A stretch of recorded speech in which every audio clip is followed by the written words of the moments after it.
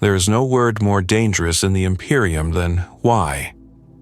In the endless machinery of the God Emperor's realm, curiosity is treason, and doubt is a sin that echoes louder than any scream.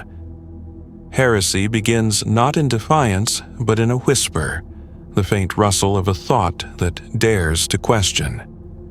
It spreads through hives and void ships like a contagion without scent or color, carried not by air but by belief. The Inquisition was not made to kill men. It was made to kill possibility. There are records that claim the Inquisition serves justice, that its purpose is to preserve the Imperium against corruption, but those records are written in fear. The truth is more delicate and more terrible.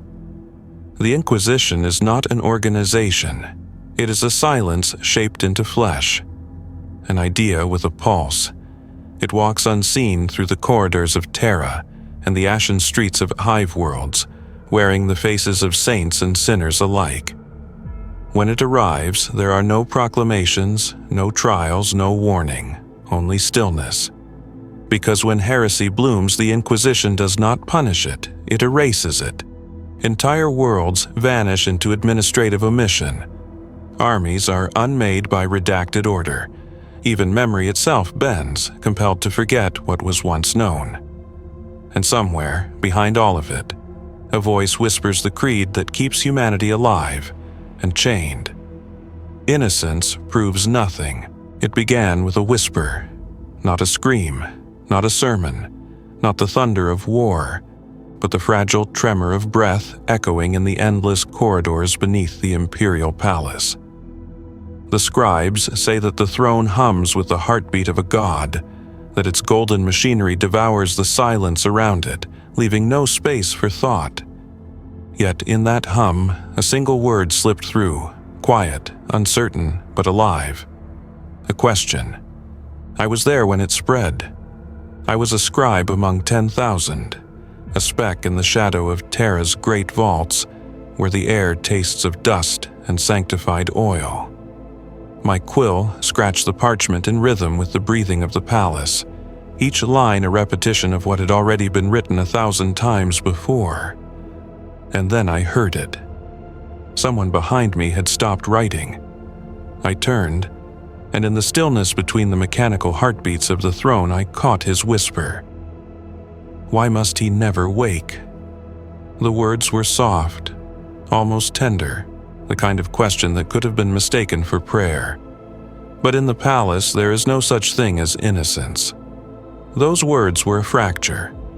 I felt it even before the others did, the way air bends before a storm. The sound seemed to linger too long, echoing against the marble walls, as if the palace itself refused to swallow it. By the time I turned back to my parchment, the questioner was gone. His place was empty, his quill still dripping ink. No one spoke of it. No one looked up. Yet all of us heard the distant clang of armored boots descending the archive's stair, the measured steps of those who guard thought itself. The Inquisition does not arrive with fanfare. It arrives as inevitability. When the first robed figures entered the scriptorium, I dared not breathe. They moved in silence, their faces hidden behind iron masks shaped like angel skulls. The air grew heavy with the scent of incense and ozone. Behind them came servitors bearing machines that glowed faintly red, auspexes designed to detect psychic resonance, the echo of thought. They swept through the aisles like a tide, and where they passed, the hum of the data slates stuttered and died. One of them stopped beside me. I could see my reflection in his mask. Small, trembling, human.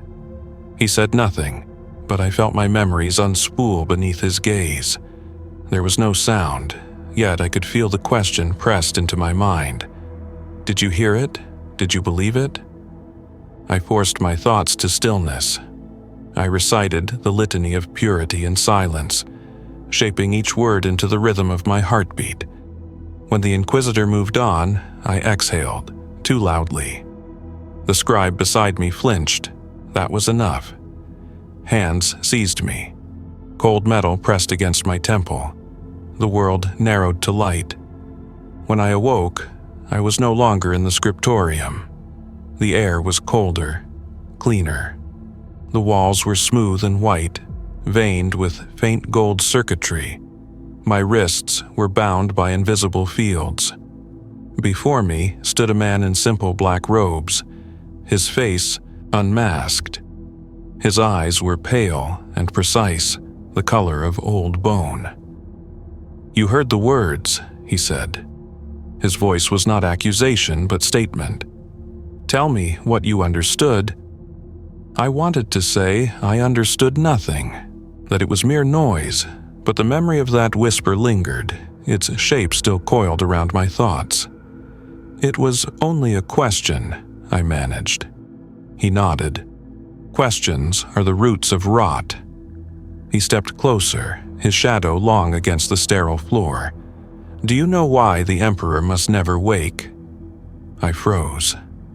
To answer was heresy. To refuse was guilt. The space between those choices was where men ceased to exist. The Inquisitor's hand rested on my shoulder. His grip was almost gentle. "The Emperor sleeps so that mankind may dream," he said softly. "If he opened his eyes, the dream would end. Do you understand?" I nodded. I did not. He smiled, not cruelly, but with a kind of weary affection. "Then forget," he said. "Forget what you heard. Forget who asked it. Forget there was ever a question." I felt the sting of a needle at the base of my skull. Heat bloomed behind my eyes, my memories fractured into light. The last thing I saw before darkness claimed me was the Inquisitor's face, serene, almost mournful, as he whispered, "The Inquisition does not destroy knowledge, it prunes it." When I awoke again, I was back in the scriptorium. My desk was clean, my ink had dried. The seat beside me was empty, but there was no name upon it. There was no record that anyone had ever sat there. And yet, when I dipped my quill and began to write, my hand trembled. Because somewhere in the corner of my mind, beneath the silence and the hymns, a single word still echoed. Why? Days passed. Or perhaps it was weeks. Time in the palace does not flow. It circulates, looping through ritual and repetition until all meaning bleeds from its motion.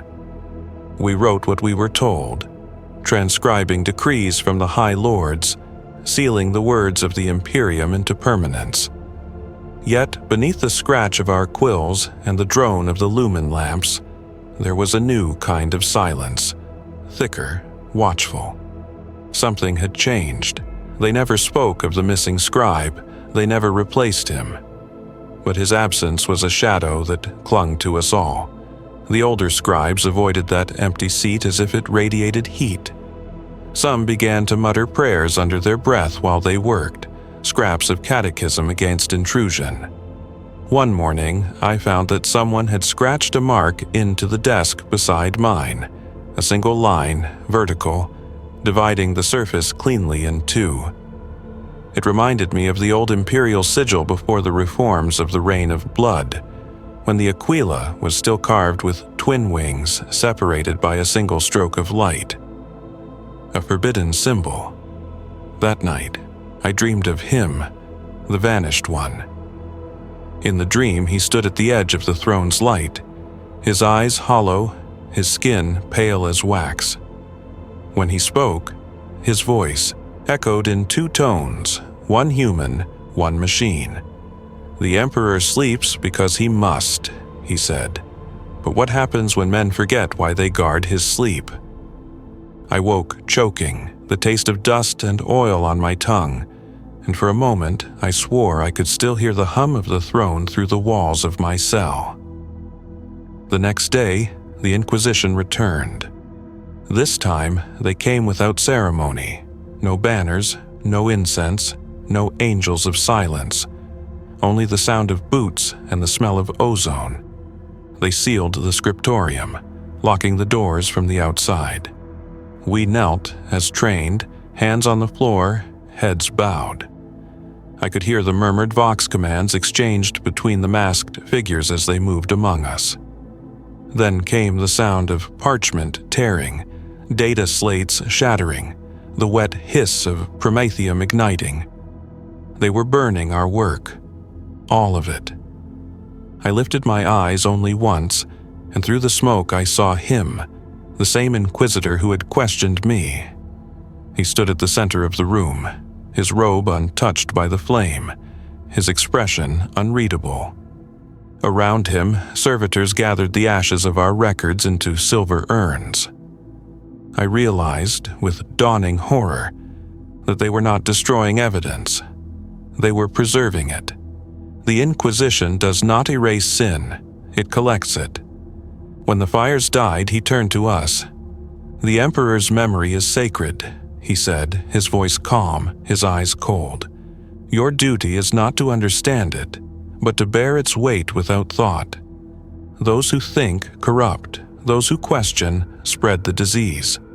The throne burns because you must not."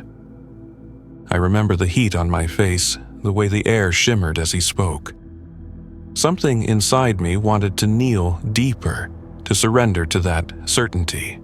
Another part, smaller, quieter, infinitely more dangerous, wanted to know why. That thought alone was enough to damn me. He left as silently as he had come. The doors reopened, the air filled with the acrid scent of ash. We were ordered to resume our work the next morning as if nothing had happened. The ashes remained piled in the corners, still warm. The seat beside mine stayed empty. I tried to write, but the words refused to align. The ink bled, the parchment curled, the letters twisted into shapes I did not recognize. And then, as I sat in that suffocating silence, the vox grills above us crackled. For a moment, I thought it was static. Then I heard the voice. Soft, distant, like a memory uncoiling through the machine. Why must he never wake? Every scribe froze. No one moved, no one breathed. The words repeated, slower this time, as if savoring their own existence. Then, nothing.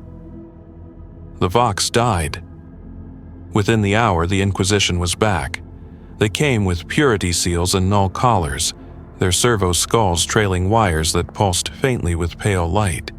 They lined us against the wall and began their questioning. Not words, not threats, just presence.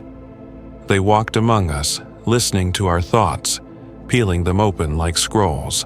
One by one, scribes began to weep. Some screamed. A few recited hymns until their voices broke. When they reached me, I forced my mind to blankness again, repeating the litany of unknowing. I am parchment, I am quill, I am vessel for his word. But beneath that prayer, I could feel the echo of the forbidden phrase burning like a coal. I feared they would sense it, that they would see it glowing behind my eyes. Instead, the Inquisitor paused before me and whispered, "You remember." I almost denied it, but something in his tone stopped me, not accusation but recognition. He looked tired, older than his body should allow. "I remember too," he said softly, "and that is why we do this." He turned away before I could speak. The others were taken, their cells emptied before dawn. When I returned to my desk, the air smelled of ozone and incense again. The ashes were gone. The walls gleamed clean. And yet, for the first time in my life, I felt the hum of the throne falter. It was a single heartbeat, a single stutter in eternity. But in that moment, I understood why the Inquisition moves so swiftly, why it burns without hesitation. Heresy is not rebellion, it is remembrance. The moment someone recalls what humanity once was before silence became divine. That night, as I wrote the same decree for the 1,000th time, I caught my reflection in the ink, pale, hollow-eyed, trembling. And in that reflection, the words I dared not speak formed clearly upon my lips. Perhaps he sleeps because he cannot bear what we have become. The quill snapped in my hand. The lumen flickered. Somewhere deep within the palace, the hum of the throne changed pitch, not louder but aware, and I knew then that I would not survive what was coming. Sleep abandoned me. The hum of the throne that once lulled the palace into its rhythm now kept me awake, a low, droning pulse that crawled through the marrow of my bones. Every sound became its echo, the hiss of incense, the scraping of boots on marble, the distant chant of the Adeptus custodes guarding the upper vaults. It was all one note, one unending vibration of power and burden. Yet underneath it, faint as the sound of breath behind a closed door, something else stirred. A second hum, not golden but gray, not divine but alive. For the first time in my life, I began to notice how many of us disappeared. The scribes who once filled the aisles now left their desks empty. The younger ones whispered that they had been transferred to other halls, to more sacred duties, to higher callings beneath the golden throne. But there were no records of these transfers. I checked. I spent nights digging through the archive logs, cross-referencing names, serials, postings. There was nothing. They had not been moved. They had been unwritten. One evening, while I sat tracing data glyphs into fresh parchment, a shadow fell across my desk. I looked up, expecting another masked agent, but it was not an inquisitor. It was a man in the uniform of the administratum, his robes marked with the insignia of a senior logister. His expression was calm, his hands clasped behind his back. "You've been reading what you shouldn't," he said quietly. I froze. My mouth went dry. I was verifying archival alignment, nothing more. He smiled. "If that were true, you would not tremble." He leaned closer, and I saw that his eyes were not eyes at all, but polished augmetic lenses that reflected my face back at me. "Do you know how many times this has happened before? How many times a scribe has heard the question?" My throat tightened. "You mean, yes," he said before I could finish.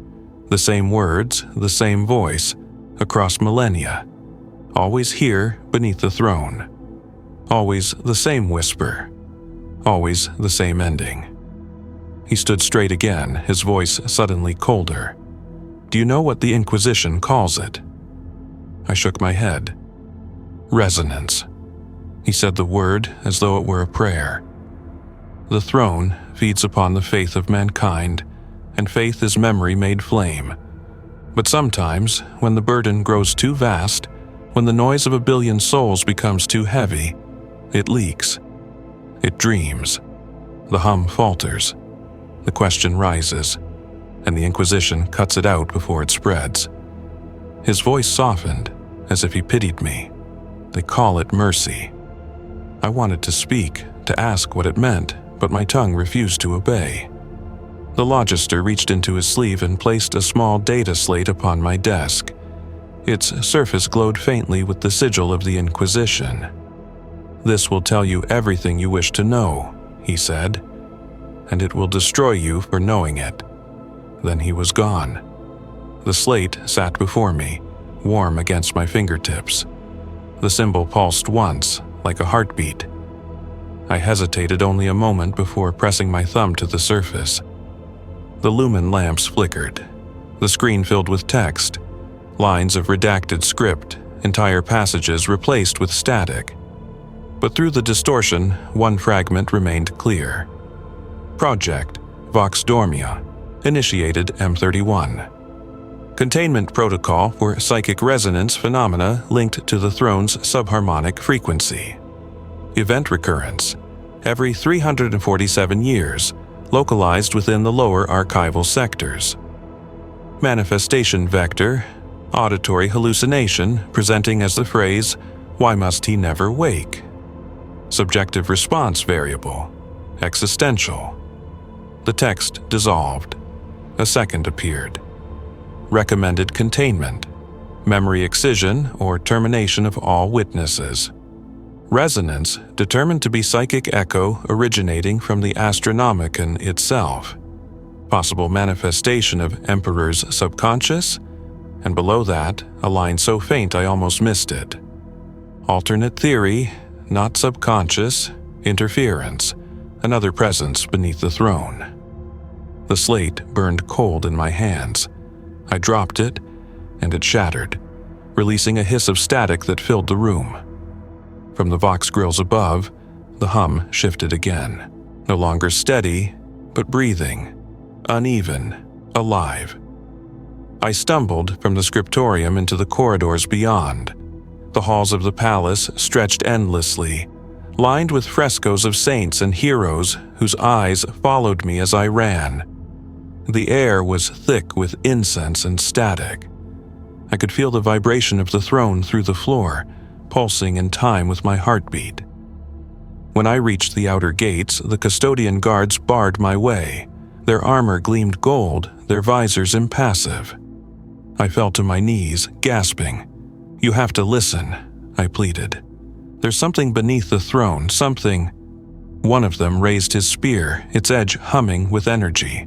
"You speak treason," he said, his voice deep, metallic, final. "No," I whispered, "I speak truth."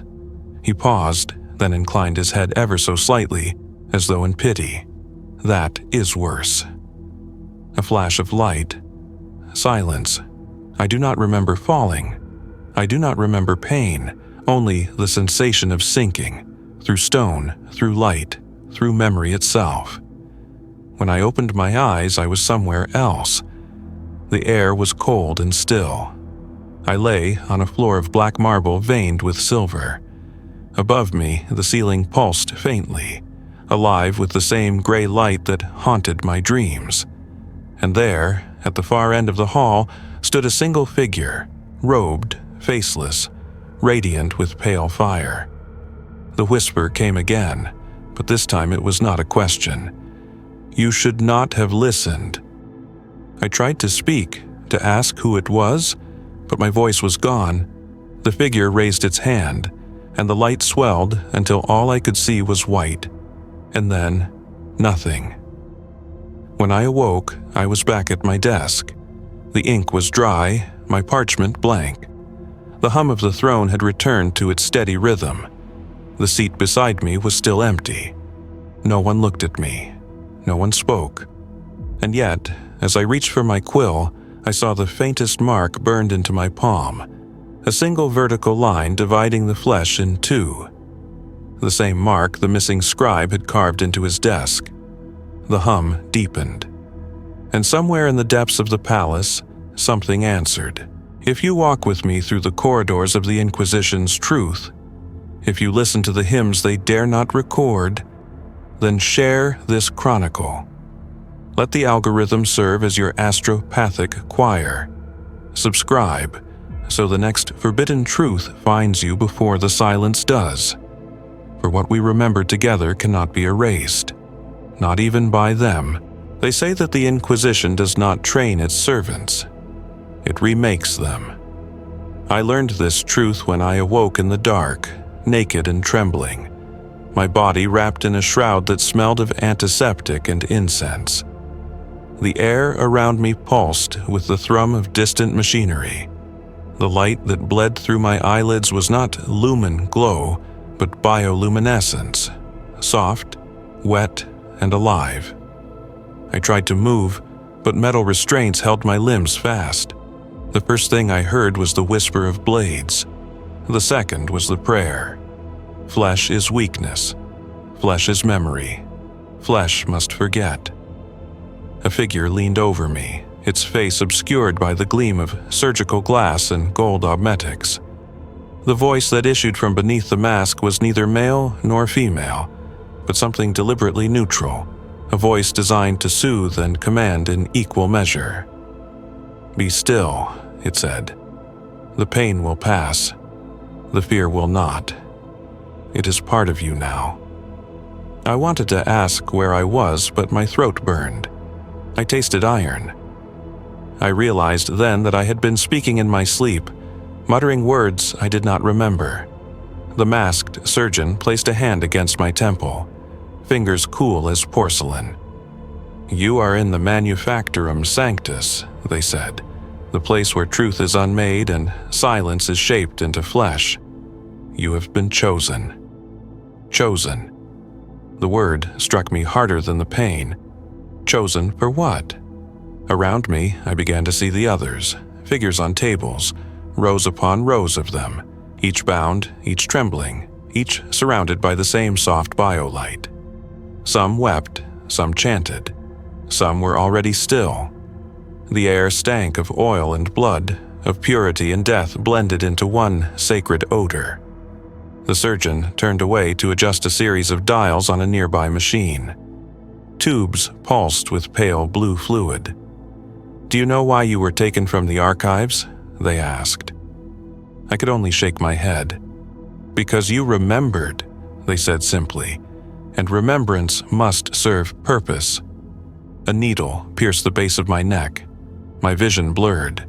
Images flooded my mind, not mine, but others.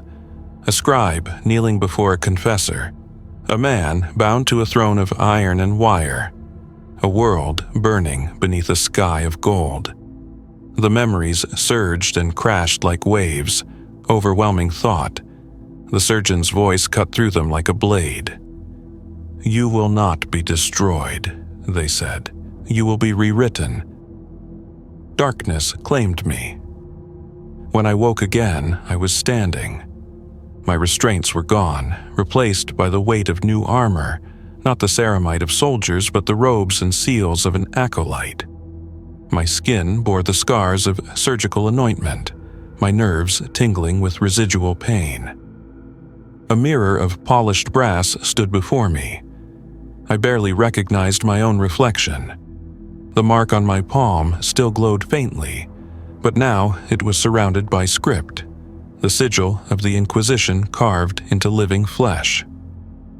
A voice behind me spoke. "Fear not the change, it is salvation." I turned. The man who addressed me wore the seal of the Ordo Hereticus upon his chest. His eyes were pale, his expression unreadable. I remembered him from before, the inquisitor who had questioned me in the scriptorium. "You should be dead," I whispered. He smiled faintly. "I was, once. That is how one earns the right to serve."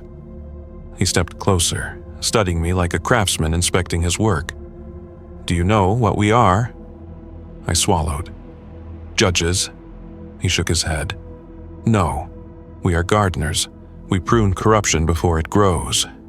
We remove memory before it festers. We burn so that the Emperor need not dirty his hands." He gestured for me to follow. We passed through corridors lined with tanks, each containing a body suspended in luminous fluid. Men, women, children, all marked with varying degrees of surgical alteration. Some bore additional augmetics, others scars of faith carved directly into their skin. Every tank hummed with a low resonance that matched the rhythm of the throne. "They are being prepared," he said. "Some will serve as vessels, others will serve as lessons. All will serve." As we walked, the walls themselves seemed to pulse with faint light, veins of circuitry carrying whispered litanies through the structure. I could hear fragments of prayer embedded in the hum. In ignorance, strength; in obedience, salvation; in silence, peace. At the end of the corridor stood a gate of wrought iron inscribed with the imperial aquila. The inquisitor placed his hand upon a censer embedded in the frame. The gate parted, revealing a vast chamber beyond, circular, cathedral-like, lit by shafts of pale gold descending from the heights. Rows of acolytes stood kneeling in silence, their heads bowed before a colossal statue of the Emperor carved from black stone. "This is where you will learn," he said. "Not knowledge, that is dangerous. You will learn obedience, which is safer." He turned to face me fully. "The Inquisition cannot afford to think as men do. We do not act from passion or morality. We act from necessity. To preserve the species, we must become what the species cannot bear to see." His voice softened. "You will learn to kill not just the body, but the idea. You will learn to make the galaxy forget." He gestured to the statue. "Kneel." I obeyed. The stone was cold against my skin. The Inquisitor's shadow fell over me as he drew a blade from within his robe. Not a weapon, but a ritual implement of blackened steel. He placed it beneath my chin, lifting my gaze to the statue's hollow eyes. "Repeat after me," he said. "In his silence I am unmade." My voice trembled. "In his silence I am unmade." He pressed the edge of the blade gently against my throat. A bead of blood formed. "In his will I am remade." "In his will I am remade." He smiled, satisfied, and lowered the blade. "Then rise, acolyte. Your flesh is truth now. Your memory is his." As I stood, the chamber erupted in whispered prayer, 1,000 voices speaking as one, yet sounding like none. For a moment, I could not tell whether the words came from the acolytes or from the walls themselves. And above it all, faint but unmistakable, came the hum of the throne, steady, omnipresent, eternal. But this time, I heard something else layered beneath it. A second rhythm, softer, like breath between heartbeats. And though I dared not speak it, I knew the sound for what it was. The question had followed me here. Why must he never wake? They taught us that silence was the first form of faith. To speak was to risk corruption. To imagine was to invite ruin. In the Manufactorum Sanctus, every thought was measured, every heartbeat calibrated against the rhythm of the throne's unseen pulse. We slept in rows beneath machines that whispered sermons into our dreams, each word a chain, each prayer a blade. And every morning we woke with the same sentence carved deeper into our minds: "To remember is to sin." Our instructors were not men so much as relics given voice. They wore robes of woven circuitry and breathed incense that smelled faintly of ozone and old parchment. When they moved, we could hear the whisper of servo motors beneath their flesh. Each lesson began with the same invocation: "Forget yourself." The phrase was repeated until it became a hum, until it merged with the endless vibration of the walls, until even our thoughts began to align with it. They called this process clarification. It stripped away everything that might tether us to what we had been: name, family, ambition, fear. They told us that only through emptiness could we bear the Emperor's truth without shattering. But sometimes, when the lights dimmed and the chamber fell silent, I would still feel the faint scar on my palm pulse beneath my skin, glowing softly with that same pale mark that refused to fade. That was when I began to dream again. In the dream, I was standing beneath the throne itself, staring up into the radiant machinery that held the Emperor's body. But the light was not gold, it was silver, cold, endless, alive. Voices spoke from within it, not one voice but thousands, overlapping in rhythm. "We are not gone, we remember for him." And then the light would falter, and I would wake with tears in my eyes, my heart racing like a drumbeat in the dark. I tried to hide these dreams, but the Manufactorum sees all. The walls are not stone, they are memory. Every vibration, every breath, every fluctuation in body temperature is recorded, analyzed, dissected. When I failed to suppress the tremor in my hands during morning recitation, one of the instructors noticed. He approached me without a word, placing a cold hand against my forehead. The touch was electric, invasive, stripping through layers of thought like parchment peeled from glue. "You dream," he said softly. "You remember." I tried to deny it. My voice caught in my throat. He smiled, but it was the kind of smile one gives the dying. That is not a failing, he said. It is a test. That night, they took me to the chamber of Claritas. It was smaller than I expected, circular, lit only by the faint glow of sacred candles. In its center stood a throne, not golden, but iron, pitted and stained. Around it, instruments hung from the ceiling like metal vines, their tips glinting in the half-light. I was told to sit. I obeyed. The instructor who had found me stepped forward, his shadow stretching long across the floor. "Do you know why the Emperor cannot wake?" he asked. The question hit me like a blow. For a moment I thought it was a trick, a trap designed to expose rebellion. But something in his voice, that trembling reverence, that soft dread, told me otherwise. I swallowed. "Because his waking would unmake the Imperium," I said, repeating the catechism drilled into us since birth. The instructor shook his head. "No, because his waking would remind him of what he has lost." He reached up and removed his mask. His face beneath was old, lined with circuitry scars and candle burns. His eyes were bright, feverish, human. "We do not serve the Emperor as he is," he said. "We serve what remains of him, his will, his echo, his dream. The Inquisition exists not to protect him from the galaxy, but to protect the galaxy from what he might remember." The words struck something deep within me. I wanted to reject them, to call them heresy, but they rang with too much truth. He leaned closer. "Do you understand what heresy truly is? It is memory. It is the past refusing to die. It is the whisper of what was." He activated the machine. Cold needles bit into my skull, threading light through my vision. I felt my memories unravel, my mother's face, the taste of ration bread, the smell of ink and oil in the scriptorium. They peeled away, one by one, leaving only fragments. But the mark on my palm burned brighter, anchoring me, refusing to be erased. Through the haze of pain, I heard the instructor's voice again.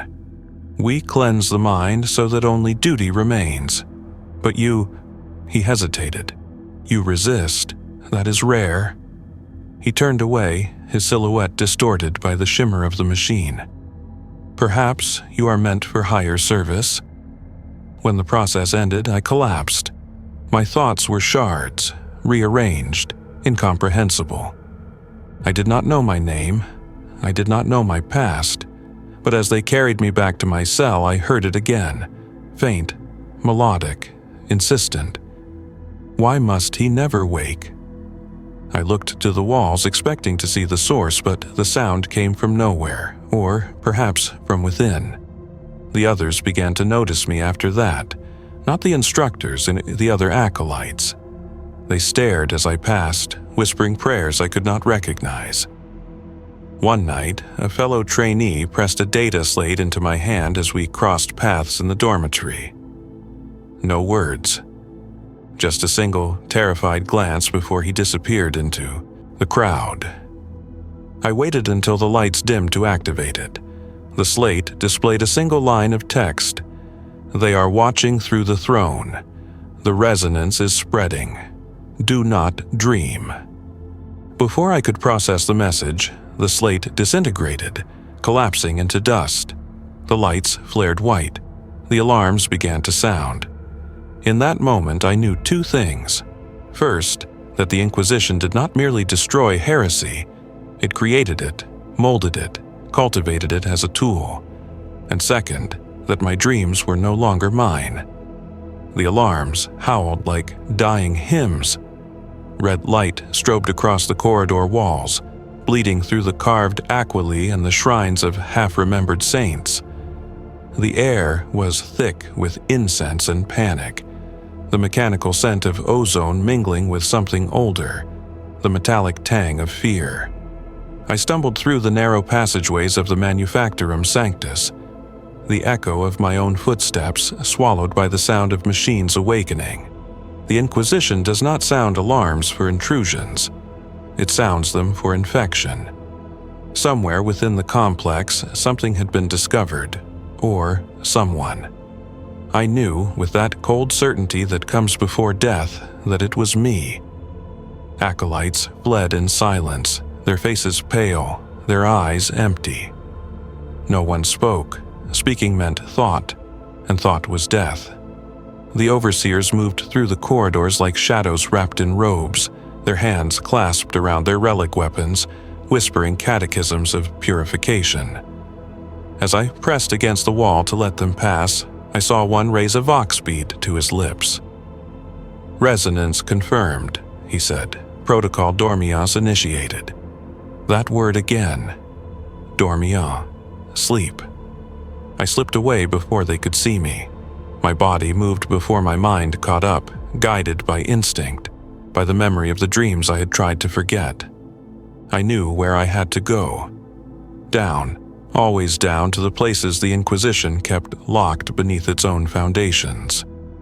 The dreams had shown me the way, though I had not understood it then. The corridors grew narrower, the air colder, until the lumen globes began to fail. Only the faint pulse of warning lights guided me onward. At last, I found the door. It was not marked by script or sigil, only by a seam in the wall, a perfect vertical line that glowed faintly silver when my hand brushed it. My scar burned in answer. I pressed my palm to the seam. The wall trembled, and a voice, not mechanical, not human, spoke from the stone itself. "Authorized resonance detected." The seam parted like a wound. Inside was a chamber unlike any I had seen in the manufactorum. The walls were black marble veined with living light. Machinery hummed softly, rhythmic, almost organic. At its center stood a single sarcophagus, suspended in the air by streams of energy that shimmered like liquid glass. The air smelled of ozone and dust, the scent of something ancient awakening after centuries of stillness. I stepped closer. Symbols scrolled across the sarcophagus, surface in pale light, lines of binary scripture alternating with words I did not know, language that predated even High Gothic. I reached out and the mark on my palm pulsed once more. The script froze. Then, slowly, the lid began to open. Light spilled out, not gold, but silver. Cold, pure, blinding. Inside lay a figure, not alive, not dead. Its flesh was pale, its veins faintly luminous. Its eyes were closed, its expression serene, as though dreaming. But what made me falter was the symbol upon its chest, the sigil of the Inquisition, carved deep, ringed by a circle of silver. It was me. Not a reflection, not an illusion. The face inside the sarcophagus was mine, unscarred, younger, untouched by the horrors of the manufactorum. I stumbled back, my breath catching in my throat. My mind refused to accept what my eyes saw.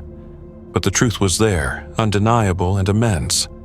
The voice came again, from nowhere and everywhere at once. Iteration 17. Awakening incomplete. Memory contamination detected. The figure's eyes snapped open. Silver light poured from them, and with it came a flood of sound. Whispers, prayers, screams, all overlapping into a single phrase that split the air like thunder. Why must he never wake? I fell to my knees, clutching my head as the words tore through me. The hum of the throne filled my skull. I saw flashes, countless faces, countless lives. Scribes, acolytes, inquisitors, all sharing the same mark, the same scar, each of them me, each of them erased and remade, again and again, across centuries. The chamber shook. The sarcophagus closed with a thunderous hiss. Footsteps echoed from the corridor behind me. The Inquisitor entered, flanked by two hooded figures and a pair of servo skulls glowing with detection sigils. His expression was unreadable. "I warned them not to accelerate your awakening," he said, "but they never listen.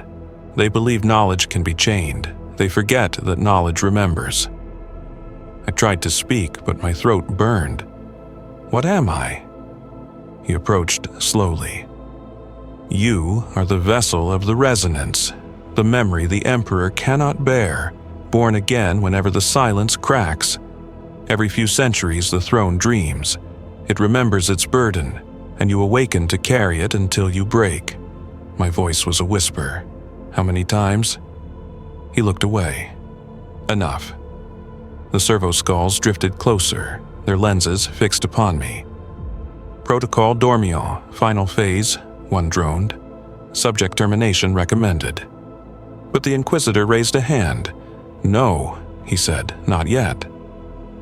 He knelt beside me, lowering his voice to something almost human. Listen to me. The Emperor sleeps not out of weakness, but mercy. If he wakes, all of this ends. Not in salvation, but in fire. Do you understand? I stared into his eyes and saw no hatred there, only sorrow. Then why keep me alive? I asked. Because you are proof, he said. Proof that even gods remember. He reached out, placing 2 fingers against my temple. Sleep now, he whispered. Forget again until the next time. Light flared. When I opened my eyes, I was once more in the manufactorum, standing among rows of silent acolytes. The instructors chanted. The walls hummed. The rhythm of obedience resumed as though nothing had happened. My body bore no scars save one, the faint mark on my palm, glowing softly beneath the skin. And in the depths of my skull, where memory had once been carved away, a voice whispered like a secret that refused to die. You are the question that cannot be erased. I bowed my head and joined the chant, my lips shaping the words of obedience even as my heart beat to another rhythm. For I knew now that the flesh of truth is not made by hands or machines. It is grown from the seed of a single forbidden thought. And somewhere, beneath the throne, that thought still waited. Why must he never wake? When heresy takes root, it does not announce itself with banners or blasphemy. It begins as a murmur, an imperceptible shift in the air, like the scent of ozone before lightning. The Inquisition calls it vocal contagion, the point at which thought finds voice and belief begins to multiply. On the hive world of Varnac Tertius, that contagion began in the underhabs, where light rarely reached and prayer was a thing whispered, not sung. I was sent there as acolyte and observer, my purpose shrouded even from the agents who escorted me. My robes still smelled faintly of sanctified oil from the manufactorum, though the stink of the hive quickly drowned it out. The air was thick with smog, the taste of promethium hanging on the tongue. The lower levels vibrated with the mechanical pulse of machines older than memory. Above us, miles of hive spires rose like petrified lightning bolts stabbing the heavens, their upper reaches bathed in golden light. Down here, that light was myth. The local enforcers had reported ideological deviation, a phrase that meant nothing and everything. Too many prayers spoken off pattern, too many people asking questions about the Emperor's silence. The first recorded phrase of deviation was the same I had heard beneath Terra. Why must he never wake? The Inquisition's answer to such questions was never investigation. It was culling. Our cell was led by Inquisitor Terran Valen, a man whose presence alone seemed to draw the light away. His armor was black and unadorned, his face marked with data tattoos that flickered when he spoke. He did not preach, he simply acted, and the hive obeyed. When we arrived, the administratum quarter had already been sealed. Servitors patrolled the gates, their vox grills broadcasting the same mantra in endless repetition. Obedience is remembrance. Silence is salvation.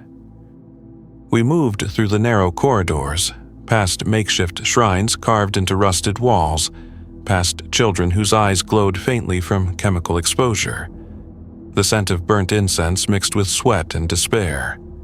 At every junction, picked feeds recorded our passage. Volin's servo skulls floated ahead, scanning for psychic resonance. They found it quickly. A gathering, unauthorized, hidden within the shell of a collapsed manufactorum where the air shimmered with heat and ash. Volin raised a hand. "Seal all exits," he said. His voice was soft, mechanical. "Containment protocol begins now." We entered through the main breach. There were perhaps 100 people within, workers, priests, children, all kneeling before a crude effigy made of scrap metal and broken mirrors.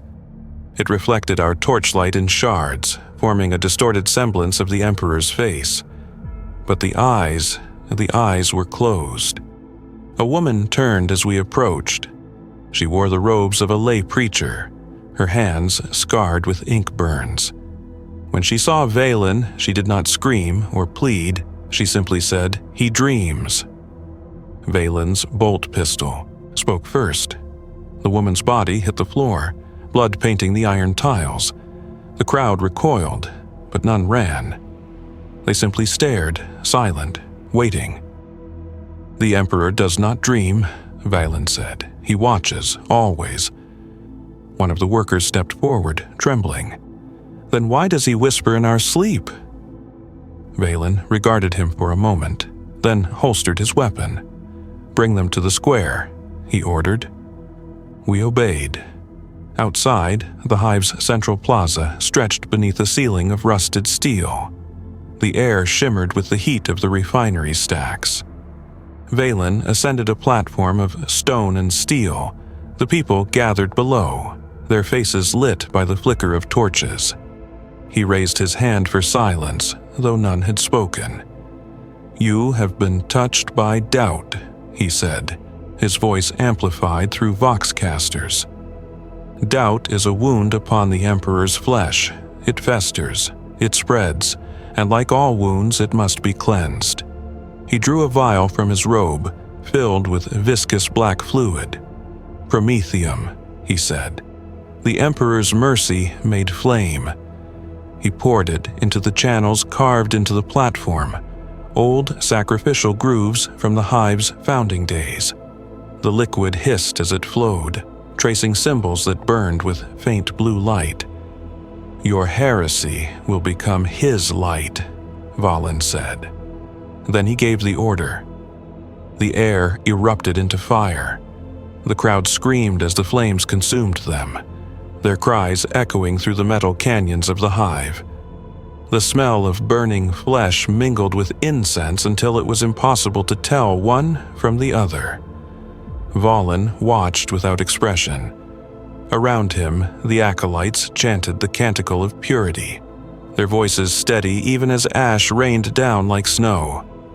I tried to join them. I tried to speak the words, but the sound caught in my throat. The faces in the fire would not fade. Their mouths moved even as their bodies burned, shaping words that the flames could not silence. "He dreams, he dreams, he dreams." By the time the last voice fell silent, the plaza was nothing but ash and echoes. Volin turned to me. "Do you pity them?" he asked. I could not lie. "Yes." He studied me for a long moment, then nodded. "Good," he said.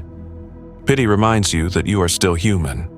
Use it to serve, but never let it guide you." We left the hive burning behind us. The smoke rose through the shafts to the upper levels, carrying the scent of purification. Somewhere above, the nobles of Varnac Tertius dined beneath golden light, unaware that the foundation of their city was built upon the bones of believers. As we boarded the shuttle back to orbit, I looked down through the viewport.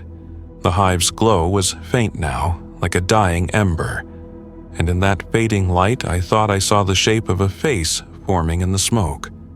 Eyes closed, lips moving in a whisper I could not hear. I turned away, but the sound followed me into the silence of the cabin. Why must he never wake? The fires of Varnac Tertius burned for 7 days. From orbit, the hive looked like a vast wound in the planet's surface, its spires melting into black silhouettes against the flames. The administratum logged it as an industrial malfunction, a catastrophic plasma spill. No mention of heresy, no mention of the Inquisition. The official record did not burn, it simply forgot. But we remembered. On the 8th day, when the smoke finally began to thin, Inquisitor Valen summoned us to the observation deck of the cruiser Faithful Silence. His silhouette stood framed by the viewing glass, the scorched planet turning slowly below. The air was cold, sterile, heavy with the scent of disinfectant and incense. His servo skulls hovered nearby, their lenses glowing faintly red. "Varnak is clean," he said without turning. "But the infection is older than the hive. It grows in the shadow of every truth the Imperium dares not name." He gestured toward the planet. "Do you see what we saved?" One of the acolytes, a woman named Kale, spoke before I could. "We saved obedience." Valen nodded. "Yes, and that is all that matters." He turned to face us, his pale eyes sharp. "You think heresy is an idea that can be destroyed. It is not. It is hunger. The galaxy itself hungers for meaning, and men will feed it lies if truth is denied them. That is why we burn, not to punish, but to starve the lie before it grows." He stepped closer, his gaze fixing on me. "But sometimes," he continued, "the fire spreads the very thing it seeks to destroy. Sometimes it remembers the names we try to forget." I did not understand what he meant then. Not until the dreams returned. That night, as the cruiser drifted through the void, I woke to the sound of whispering. It was faint, like static bleeding through a Vox channel, but the rhythm was unmistakable, a cadence that had haunted me since Terra. I followed it through the darkened corridors, past rows of sleeping acolytes, past shrines whose candles had burned down to liquid wax. The whisper led me to the Vox chamber. The door was ajar. Inside, the lumen globes flickered weakly. Vox screens sputtered with interference. At the center of the room stood Kyle, her face lit by the pale blue glow of static. Her lips moved silently, repeating something over and over. I stepped closer. "Kyle," I whispered. She turned slowly, and I saw that her eyes were streaming tears. "Do you hear it?" she asked. Her voice trembled with awe and terror. "He's speaking to us." Before I could answer, the static burst into clarity. A voice, deep, resonant, utterly human, filled the chamber. It was neither the Emperor's command nor the warp's corruption. It was something in between, something that carried both infinite sorrow and unbearable love. "I am not gone," it said. "I dream of you still." Kyle fell to her knees. I froze. The air vibrated with power, the sound shaking the very floor. The screens flared white, displaying a symbol I had seen only once before. 2 interlocking circles, one black, one silver, divided by a line of light. The mark from my dreams. The mark of my palm. Then came the alarms. The door burst open. Valen entered, flanked by stormtroopers and servo skulls. He took in the scene with a single glance, his face unreadable. Coyle looked up at him, her eyes wide. "He spoke," she said. The bolt pistol's report was louder than thunder. Coyle fell before she could finish the sentence. Valen holstered the weapon and turned to me. "What did you hear?" My mouth was dry. "Static," I said. "Nothing more." He studied me for a long time. "If that were true," he said, "you wouldn't be shaking." He gestured to the stormtroopers. "Seal the chamber. Burn it." As they moved to obey, I caught a glimpse of Kale's face one last time. Her lips were still moving, even in death. The words were silent, but I knew them by heart. Why must he never wake? The chamber was cleansed before dawn. The official report listed it as a psychic anomaly triggered by warp interference. Valen said nothing further, but I noticed the way he avoided looking at me afterward. The faint hesitation, the almost imperceptible flicker of recognition when his eyes met mine. Days later, we received a new directive. A pilgrimage to the shrine world of Amon Tir, where an outbreak of ideological deviation had been detected among the priesthood. Another purge, another silence to enforce. But something had shifted in me. The fire no longer burned away the questions, it only illuminated them. When we descended upon Amon Tir, the air itself seemed to hum. The world was beautiful in the way only dying things can be. Marble spires rising from oceans of ash, cathedrals built upon the bones of forgotten saints. The priests there greeted us with reverence, unaware that their salvation would come dressed as judgment. Valen spoke little. He moved with the calm of inevitability. As we entered the grand basilica, the choir began to sing. Their voices echoed against the vaulted ceilings, filling the air with words of praise. But beneath their song, I heard another voice, faint, harmonic, threaded through the melody like a hidden chord. It was not defiance. It was grief. And though I knew it was madness, I thought I heard the same phrase woven between the notes, as though the hymn itself were trying to confess something forbidden. He dreams. I felt my knees weaken, my breath caught. I looked up toward the altar where a beam of sunlight broke through the stained glass. It struck the golden effigy of the Emperor, and for a heartbeat I could have sworn his eyes were closed. I turned to Valen, but he was already watching me. His expression was unreadable. "You hear it too," he said quietly. And then, as the choir sang on, he added words that froze my blood. It always begins with those who listen. The purge of Amon Tir was written as a miracle, divine flame purifying the heart of corruption. That is how it would appear in the records of the administratum, and that is how the ecclesiarchy would preach it across the stars.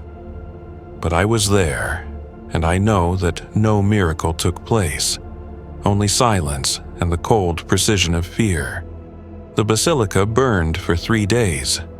The marble towers collapsed inward, their golden domes melting under the bombardment of orbital fire. The ocean around the continent boiled. Even the wind seemed to scream as the atmosphere cracked with heat. I stood at the edge of the destruction, my armor slick with ash, the heat baking the tears from my eyes before they could fall. Valen stood beside me, unmoved, his expression calm as he watched faith turn to cinder. When the flames finally subsided, only the spire of the basilica remained. A single skeletal finger of stone reaching toward a sky gone black. Valen turned away from it as though from a completed equation. "It is done," he said. "The contagion has been excised." But the air still hummed. I heard it through the Vox link, through the static of the scorched air, through the groaning metal of our landing craft. The sound was faint, rhythmic, like a heartbeat beneath the earth.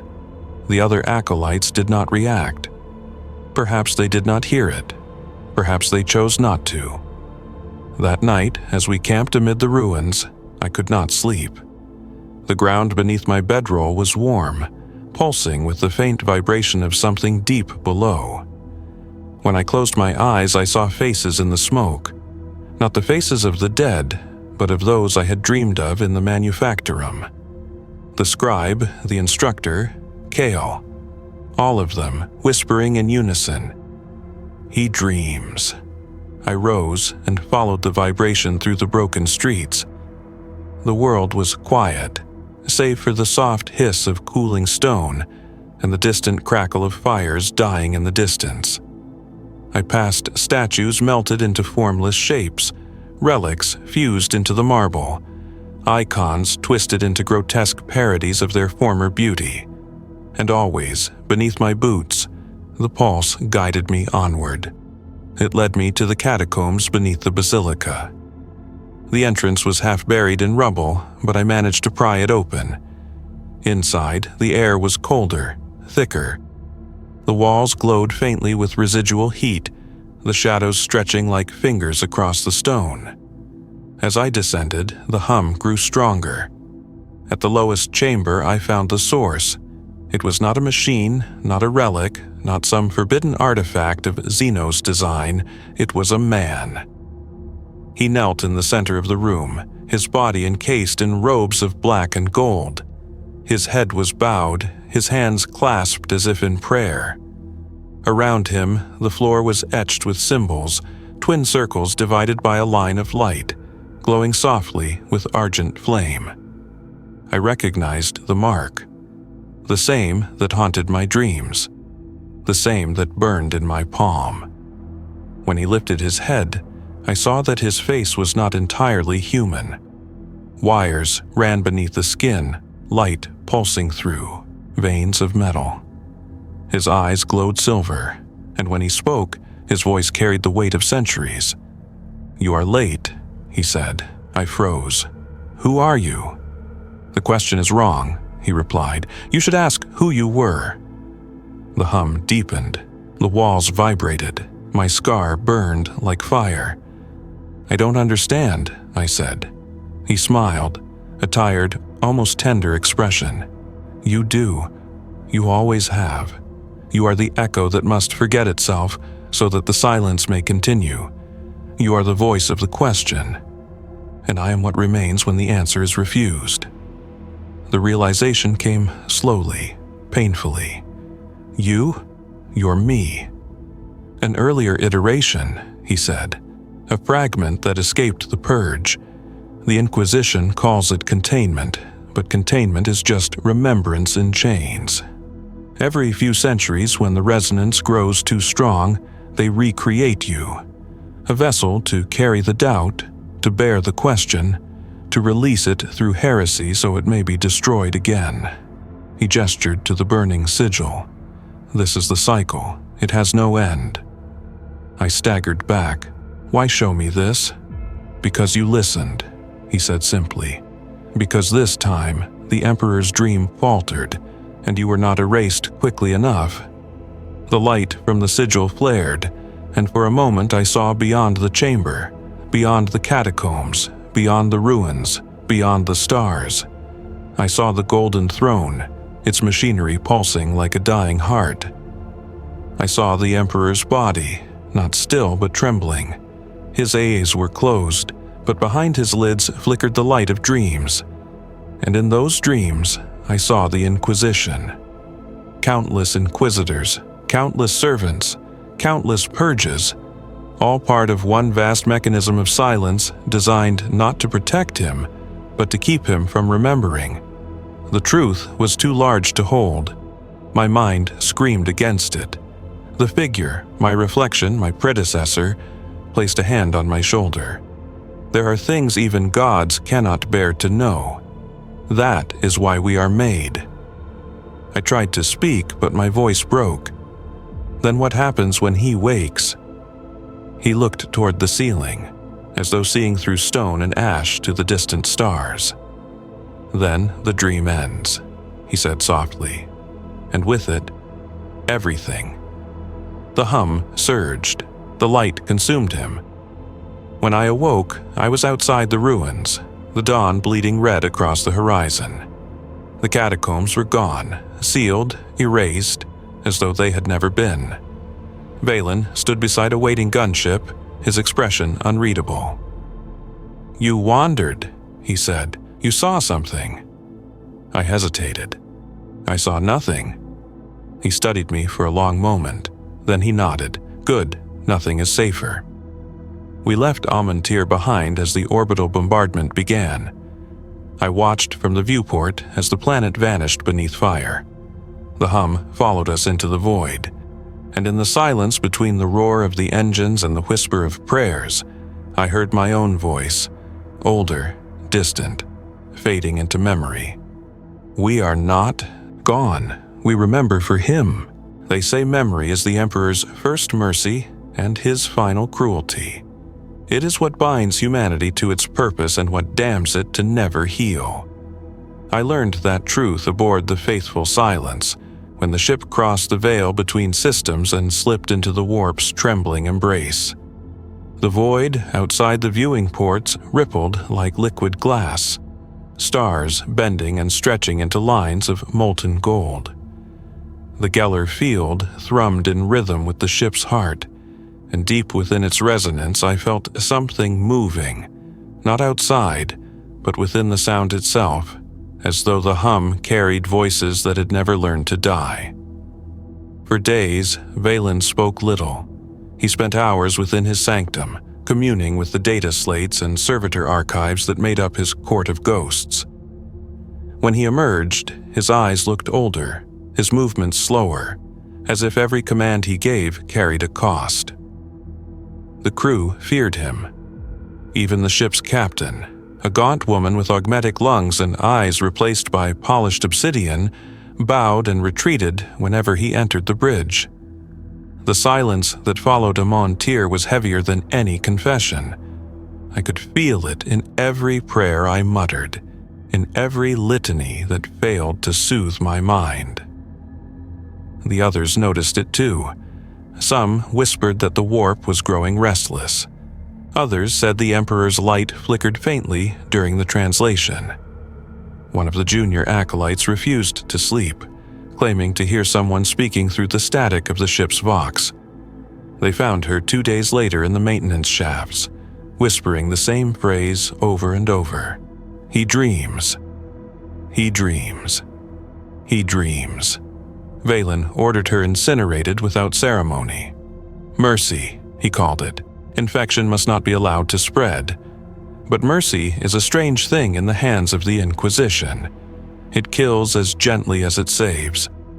It was not long after that when the Inquisitor summoned me to his sanctum. The door opened with a hiss of ancient hydraulics, and I stepped into the room that had once been forbidden to all save him. It was not a chamber of study as I expected, but something older, a place of ritual. Candles burned in precise spirals, their wax running down onto metal etched with sacred geometry. In the center stood a throne-like device of iron and gold, adorned with cables that snaked into the floor like roots burrowing into soil. Valen gestured for me to approach. "Do you know what this place is?" I shook my head. "It is the Chamber of Forgetting," he said. "Every Inquisitor carries one aboard his vessel. It is where memory goes to die." He stepped toward the machine, running a hand along its cold frame. "You've begun to hear it, haven't you? The voice in the silence, the dream behind the hum." I hesitated. There was no point in lying. "Yes," he sighed.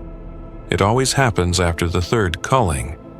You begin to hear what the Emperor hears, or what he once heard. The remnants of prayers burned into the fabric of the warp. It is not divine. It is not holy. It is the sound of a god trying to forget." His words struck something deep in me, the faint echo of the figure I had met beneath Amon Tir's ruins. I asked, "And this chamber, it erases that sound?" "It erases you," Valen said. "Your memories, your doubts, your name. Every Inquisitor must endure it eventually. To serve long is to gather too much knowledge, and knowledge, like rot, spreads." He turned and looked at me.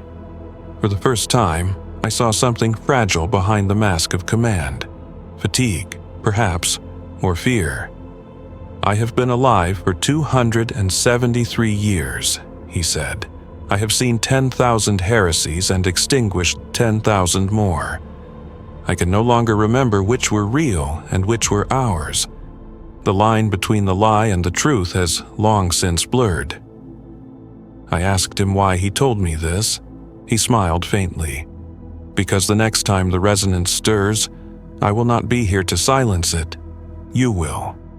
Before I could speak, he motioned toward the throne. "Sit." The machine was cold as a tomb. Restraints coiled around my wrists and ankles, tightening until I could feel the pulse of my blood. Valen began to chant, a low, measured recitation of the litany of unbinding. The chamber darkened. The air filled with the hum of psychic induction coils warming to life. And then the pain came. It was not physical, not entirely. It was as though the machine reached into my skull and peeled away the layers of my mind one by one. I saw flashes of everything I had been: the manufactorum, the scriptorium, Kale's eyes before the shot, the silver light beneath Terra. One by one, they unraveled into static. Valen's voice drifted through the haze.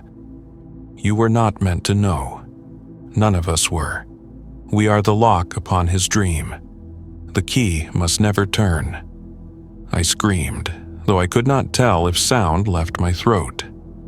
The light inside my head burned until it became vision, a blinding ocean of stars, each one pulsing to the rhythm of a single heart. And in that rhythm, I felt the truth again, the same truth I had seen beneath the catacombs of Amon Tyr.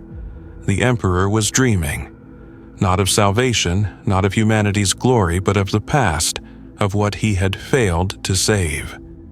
Of sons who had betrayed him, of a galaxy that had drowned in its own faith. The chamber could not silence it. No machine could. The restraints snapped open. Smoke rose from the console. Valen staggered backward, his robes smoldering, the sigils across his armor flickering out. "No," he whispered. "It's too deep. He's reaching." The lights died. For a moment there was nothing but the hum, soft, steady, endless.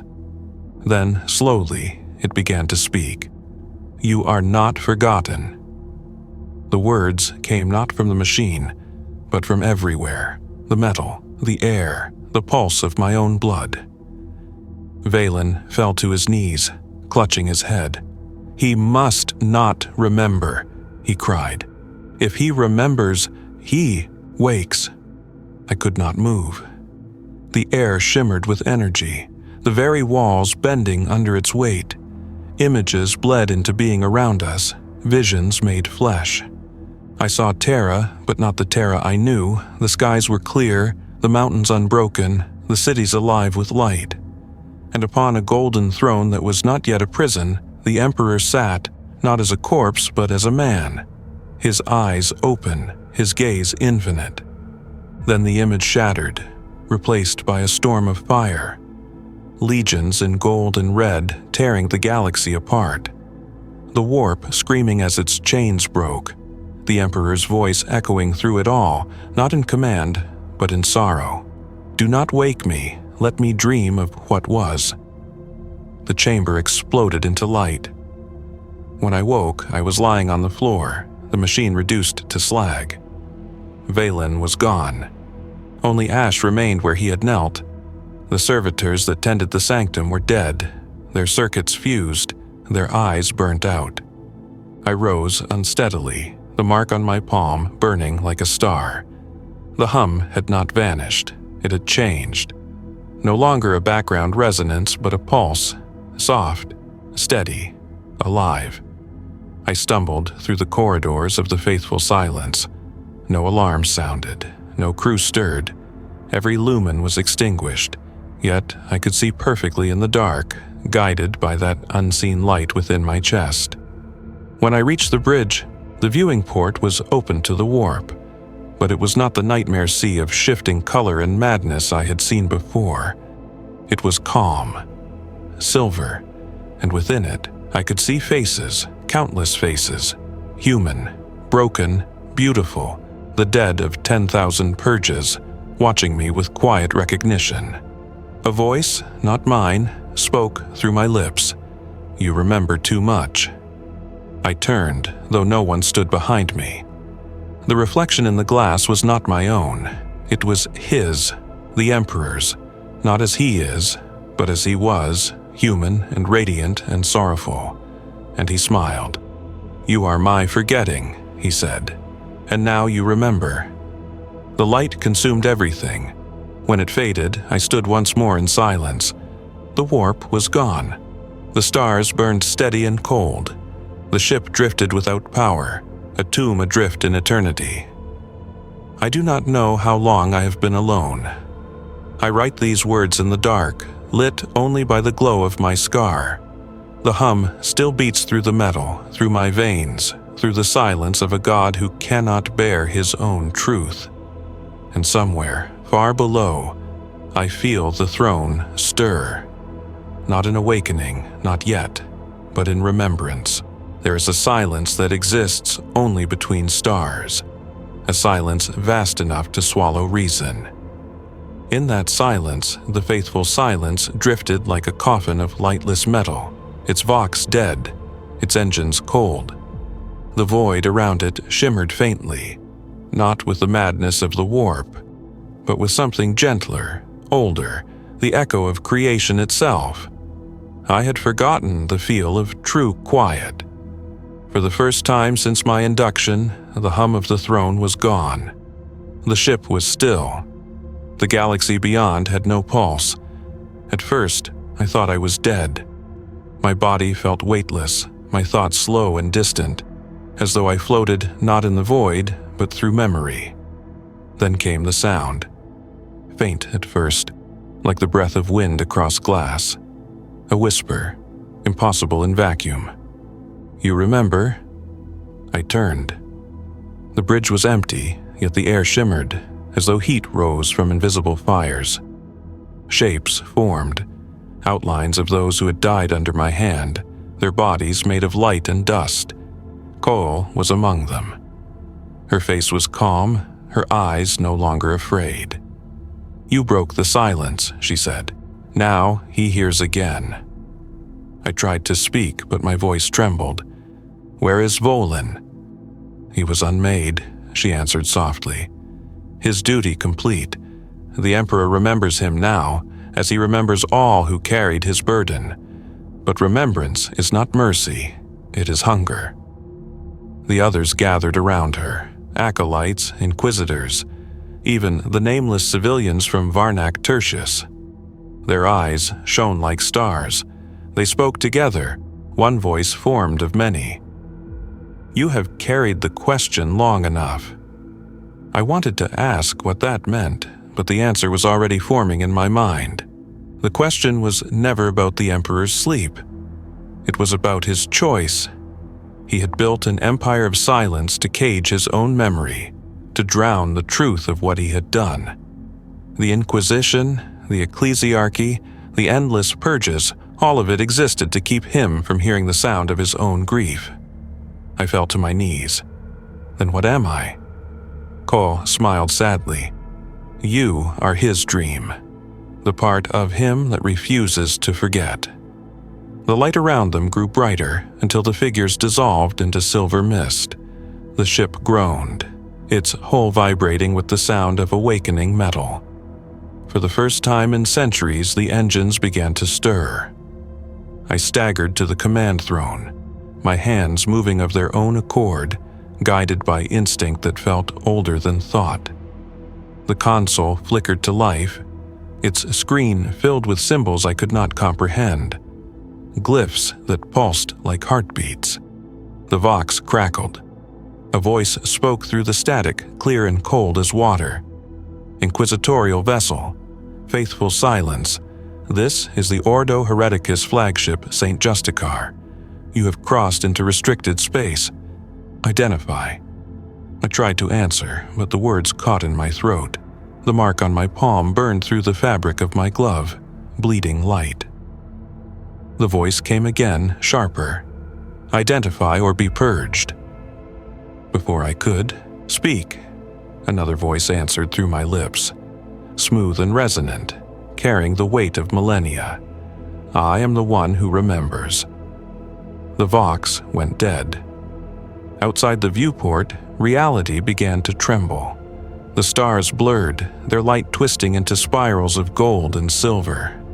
The void rippled like the surface of a vast ocean, and from its depths something immense began to stir.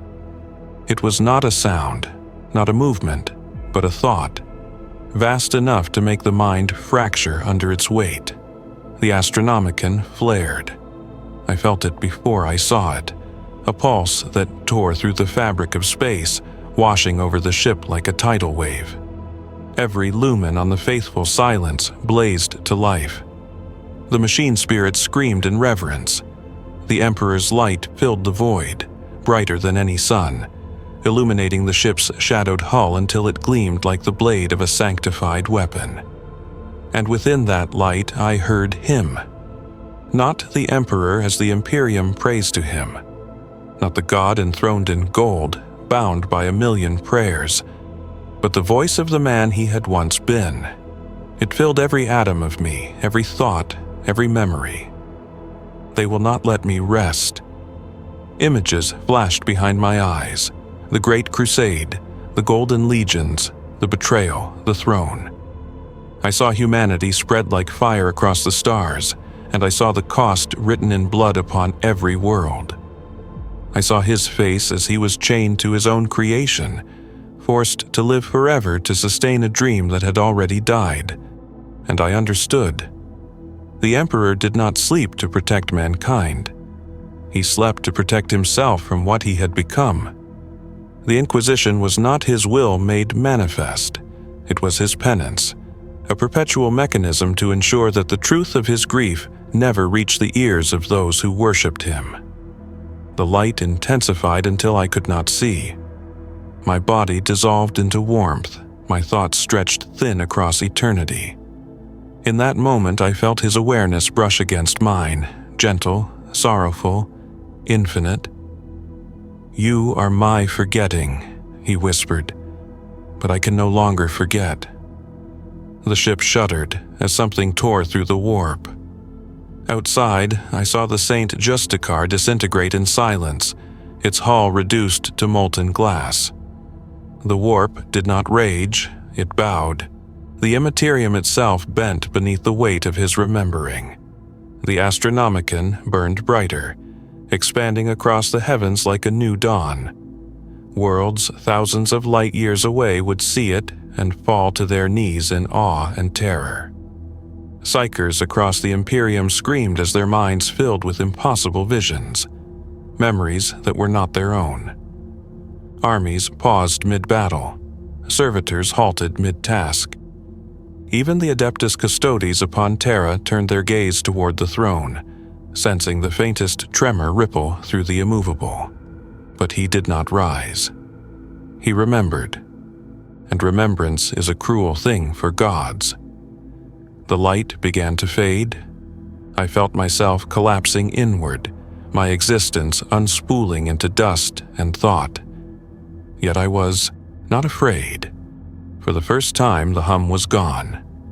The silence that remained was not the silence of suppression, it was peace. In that stillness, I saw a vision, Terra, long after the wars have ended, the sky clear, the golden throne empty, humanity walking among stars not as slaves to faith, but as its inheritors. A dream, perhaps, or prophecy, or the Emperor's final mercy. Then the vision broke, and I was alone again. The faithful silence drifted through the void, its engines dead, its lights dimmed to embers. My body was weak, my mind fading. But before the darkness took me, I reached for the console one last time and carved a message into the ship's data core. The dream devours all things. Beware the day it hungers again. My vision blurred. The last thing I saw was the mark on my palm, its glow fading into nothing. Somewhere, far away, a world would detect the faint echo of the faithful silence's distress signal. They would send a vessel. They would find no crew, no records, only a single line of text pulsing on the main display, written in a hand they could not trace. Why must he never wake? They would not understand. They would file it away, they would forget, and the Emperor, in his infinite mercy, would dream once more. But sometimes, on nights when the Astronomicon flickers, When the light bends and the warp falls eerily still, psychers claim to hear a whisper threaded through the holy transmission. It is not prayer, it is not command, it is a question, soft, human, unbearably sad. Do you remember me? And for the briefest instant, every soul that hears it feels warmth. Not divine wrath, not judgment, just the memory of what it once meant to be loved by something greater than themselves. Then the light returns. The hum resumes. The Imperium forgets, and the dream continues.